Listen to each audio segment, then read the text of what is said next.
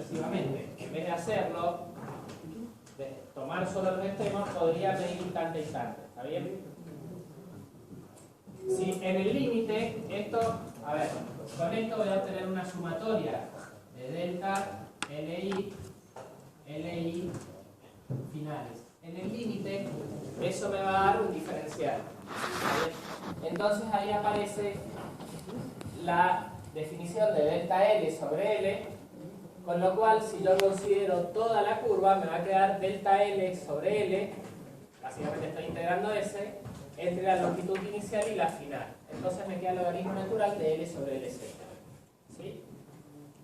Esa es la explicación de lo que es una deformación real. Básicamente voy tomando tramo a tramo, lo llevo a una definición, o sea, básicamente lo llevo al límite y entonces obtengo esa expresión. Entonces, para obtener la relación entre deformaciones reales y convencionales, otra vez despejo de la definición de deformación convencional. Entonces me va a quedar que es deformación convencional más 1 L sobre L final. Esto, le habíamos dicho que la real era logaritmo natural de L sobre L0. Si reemplazo la convencional, entonces puedo obtener la fórmula de real en función de la convencional. ¿Está bien? Y la misma aclaración que hace ratito, la misma aclaración es solo válida entre que empieza la plasticidad y aparece la extensión.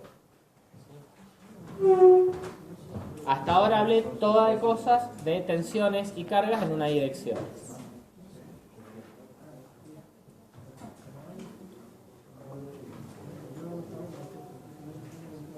Bueno, esto más o menos ya se los mencioné. Esto es una imagen de una simulación que alguna vez me tocó hacer, que es de básicamente una probeta, ¿sí? Y básicamente en esta zona aparece la fricción, fíjense que disminuyó el diámetro, y a esto yo me refería con que aparece una zona de formaciones heterogéneas. ¿Cómo lo verían esto en la probeta? Y acá es menor la deformación, y a medida que va tendiendo al rojo, va aumentando la deformación. Entonces, la mayoría de las deformaciones, mejor dicho, los valores más grandes de deformaciones están acumulados en esta zona, ¿sí? Todo debido a este estado triaxial de tensión, ¿sí?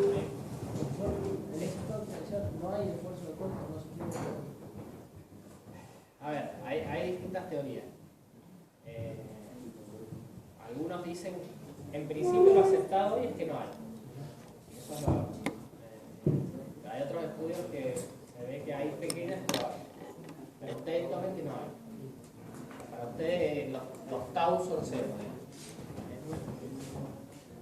Por lo menos en esa etapa. Después en la fractura es otro tema. En la fractura vamos a charlar aparte. Pues es un comportamiento aparte. Esa sería una simulación, es una simulación real.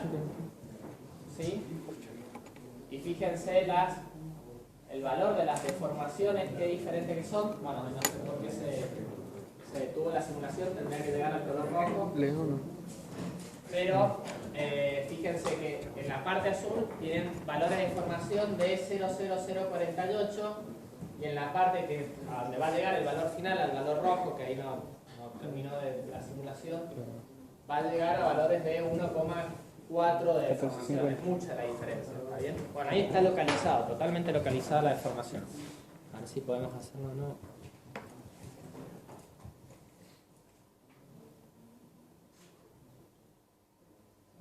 Bueno, se detiene ahí, después cualquier cosa se los muestro, pero sería el dibujo, corresponde al dibujo anterior a este, ¿no? Debería llegar a esa etapa de formación.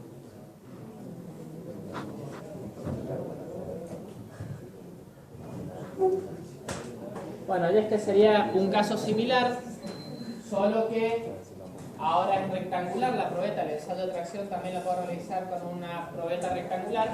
Y fíjense que acá también la deformación, que también debería llegar a rojo, la deformación está en la zona central cuando aparece la fricción, sino que es más difícil porque ya no es un diámetro.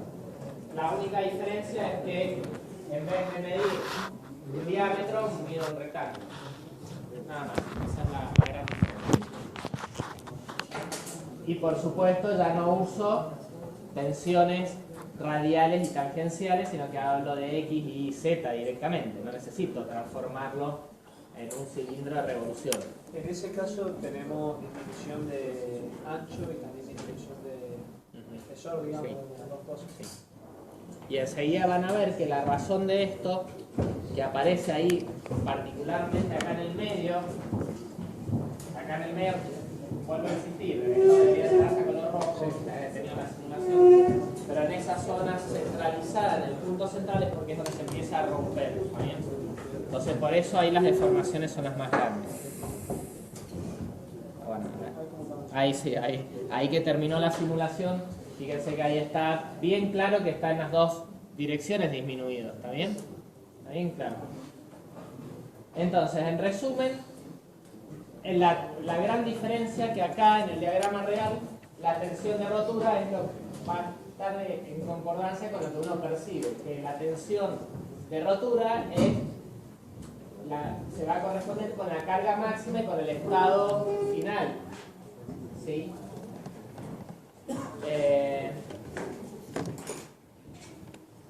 Bueno, y esta diferencia, esto es importante también aclararlo, a medida que el material tienda a ser frágil, y va a disminuir la diferencia entre el real y el convencional. ¿Y eso por qué? Porque no se deforma. Entonces, entre menos se deforme, no va a aparecer el cuello, y si no aparece el cuello, no hay diferencia entre los diagramas. Normalmente, ¿hasta qué valor llega un diagrama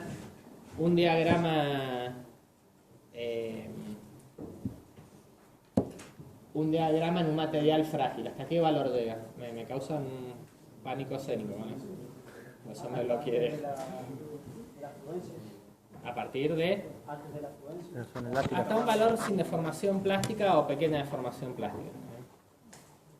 Estamos hablando de... Apenitas se Claro. apartar. Entonces, ahora vamos acá. Si bien está relacionado, nosotros hace ratito estuvimos acá. Estuvimos parados en el punto extremo acá. Hemos hablado de todo esto. Y ahora nos vamos a detener justo en la fractura, que vamos a tener un comportamiento particular. ¿Está bien? Entonces,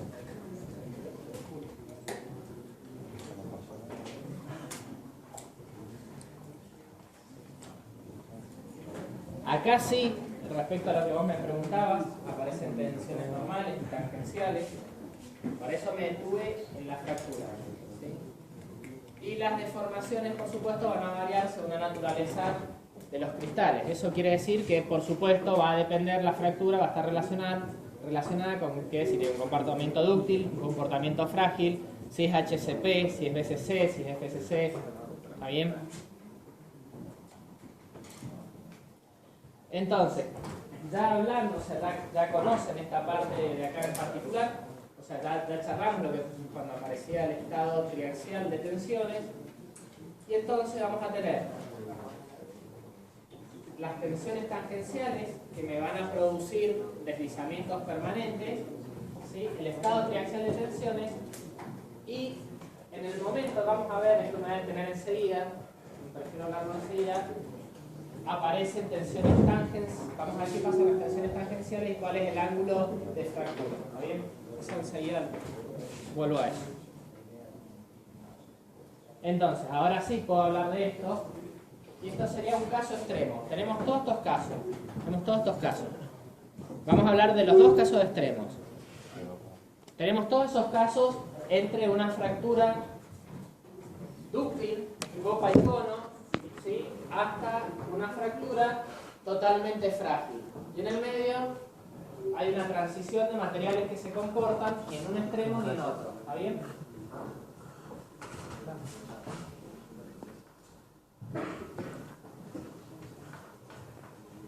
Entonces, ¿cómo sería el proceso de una rotura en copa y cono? Comienza la fricción inicial, ¿sí? las deformaciones, yo dije que, ¿se acuerdan el dibujito que vimos al principio de las tensiones, cómo estaban distribuidas? Voy para atrás. Acá.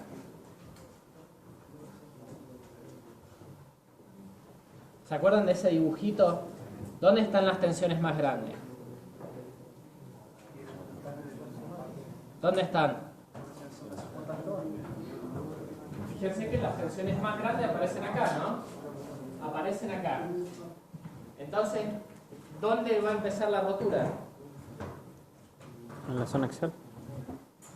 En la zona axial, digamos. En la zona central de la probeta. Porque es donde hay más tensión. ¿Está bien? Entonces, ¿sí? ¿Me siguen con eso? ¿Sí? Sí.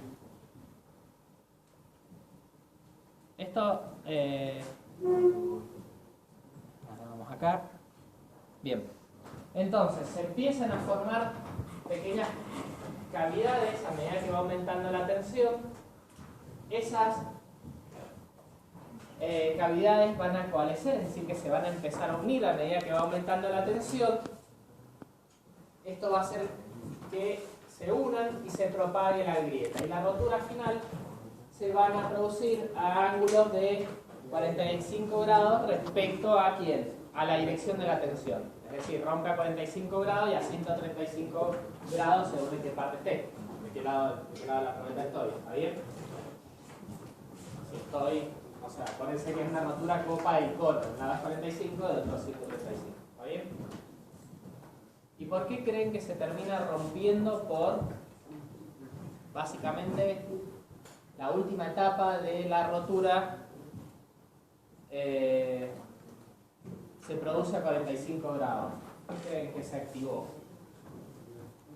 ¿Cómo? Los planos de deslizamiento.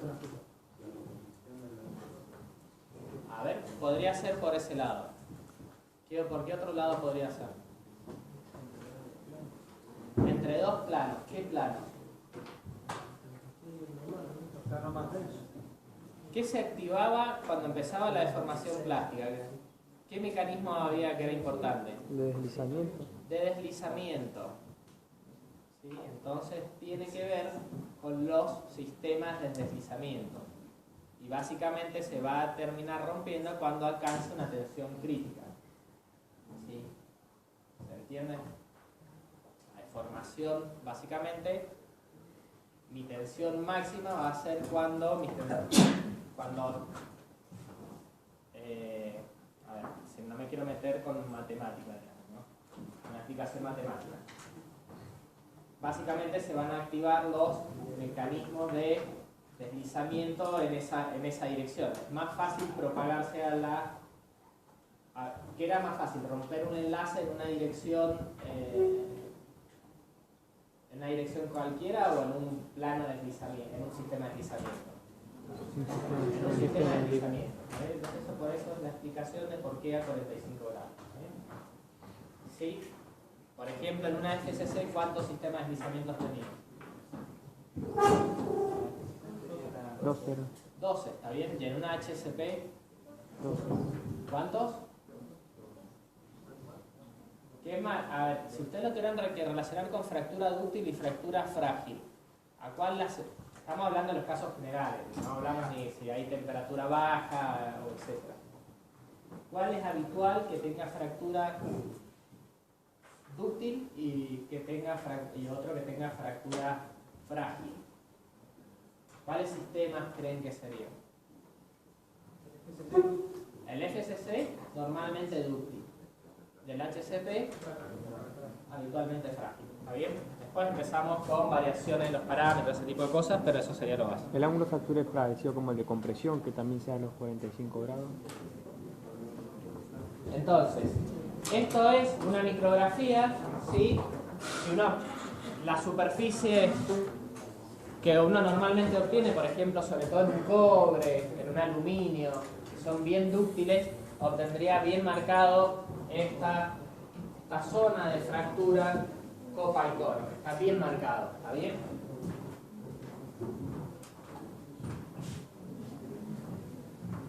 Acá hay una micrografía en donde donde puede verse las cavidades, ¿sí?, que fueron quedando, que se produjeron durante el proceso de fractura. Está viendo, lo que se está produciendo es un arrancamiento de los átomos, ¿está viendo? De los átomos de la sección. Y eso es lo que produce las cavidades, o los microhuecos, ¿está bien? Entonces, acá hay algunos ejemplos. Esto a veces es más difícil de acordárselo, entonces yo trataría más de acordarme de los casos extremos. ¿Sí? Esto es más, esta parte es un poco más a nivel informativo, pero yo me trataría de acordar, que es lo importante, en qué caso tengo una fractura dúctil, en cuál tengo una frágil, ¿no? Todos los